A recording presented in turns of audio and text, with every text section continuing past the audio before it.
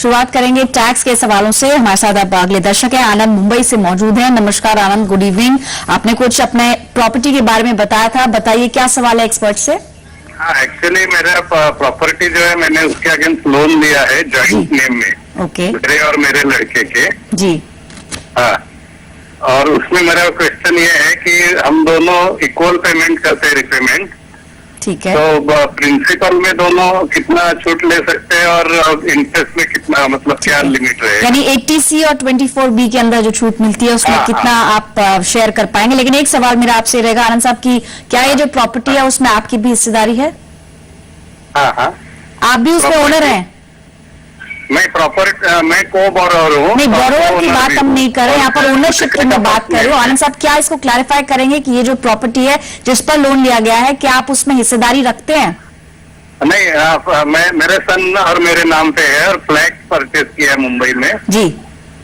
Loan आप दोनों ने? जी। जो है 35 लाख और लोन लिया है 20 लाख। ठीक है, लेकिन जैसा कि आपने डिटेल्स हमारे साथ शेयर की थी, इसमें आपकी हिस्सेदारी नहीं है।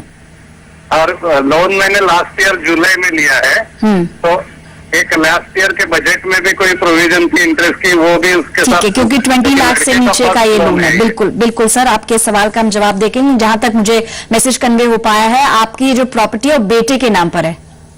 हाँ, चलिए ठीक है, क्लैरिफाई यहाँ पर हो गया। दोनों नाम पे है, मतलब जॉइंट नाम पे प्रॉपर्टी भी और लोन भी। ठीक है, यानी कि मेल में हो सकता है कि डिस्क्रिपेंसीज हो।